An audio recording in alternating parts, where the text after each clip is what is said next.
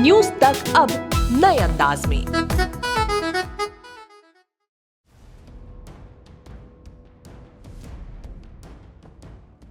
देश में कोरोना के नए रूप ओमिक्रॉन वेरिएंट के खतरे के बीच पिछले 24 घंटों में कोरोना के 8,500 नए केस दर्ज किए गए हैं और मरने वालों का आंकड़ा 150 के आसपास रहा।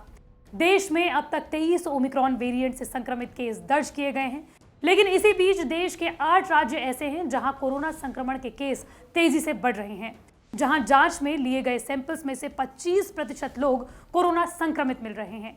इसे आप इस तरीके से देख सकते हैं कि अगर 100 लोगों का टेस्ट किया जा रहा है तो 25 लोग कोरोना संक्रमित मिल रहे हैं। हालांकि दूसरी लहर की तबाही को देखते हुए तीसरी लहर को रोकने के लिए पाबंदियों का दौर शुरू हो चुका है। देश में अब 31 जनवरी 2022 तक नियमित रूप से इंटरनेशनल फ्लाइट शुरू नहीं हो पाएंगी। नागरिक उड्डयन मंत्रालय ने कहा है कि दुनिया में कोरोना के बढ़ते मामलों की वजह से 31 जनवरी 2022 तक निर्धारित इंटरनेशनल उड़ानें शुरू नहीं होंगी।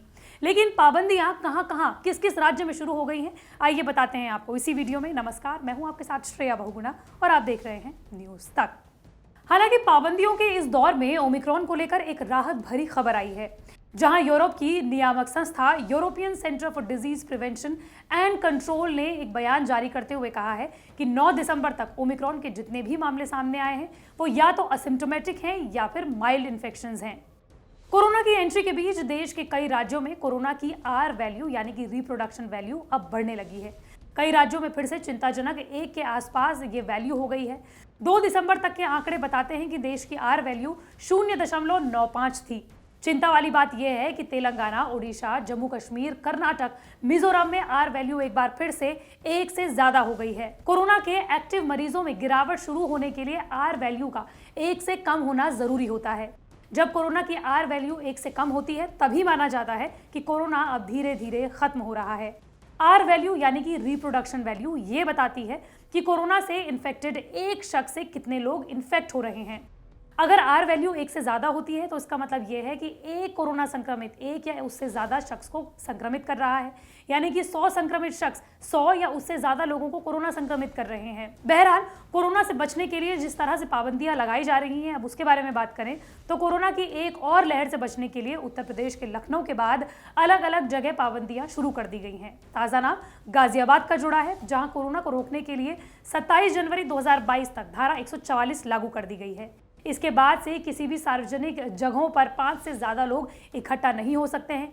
इसके अलावा किसी भी तरह के आयोजन, प्रदर्शन, सभा जैसी चीजों के लिए अनुमति लेना जरूरी होगा। इतना ही नहीं, उल्लंघन करने वालों के खिलाफ कार्रवाई की जाएगी। साथ ही लोगों को सचेत रहने के लिए कहा है। सभी को घर से निकलने के बाद फेस मास्क को अनिवार्य कर दिया है।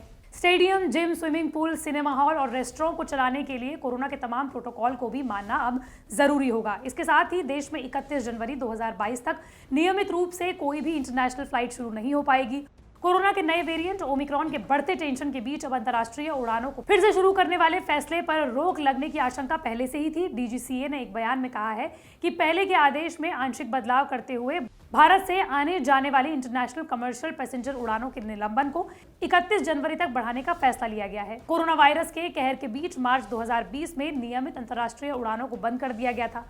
लॉकडाउन में जैसे ढील दी गई वैसे वैसे कोरोना के मामले कम होते गए और टीकाकरण में रफ्तार आई। तब दूसरे देशों के साथ एयर बबल व्यवस्था के साथ देश फ्लाइट का संचालन कर रहा था। लेकिन इतनी सारी पाबंदियां आखिर लग क्यों रही हैं? दरअसल देश में IIT कानपुर की स्टडी के मुताबिक तीसरी लहर आने की आशंका है। ये लहर जनवरी से फरवरी के बीच आने की आशंका है, जहां हर दिन कोरोना के मामले 1 से 1.5 लाख के बीच हर दिन आ सकते हैं। और यही वजह है कि सरकार अभी से पाबंदियां लगानी शुरू कर रही है ताकि तीसरी लहर ना आए।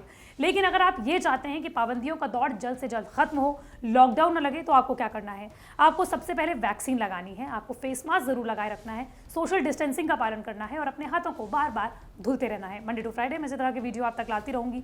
अगर आप भी किसी टॉपिक के बारे में जानना चाहते हैं तो कमेंट बॉक्स पर जरूर बताएं।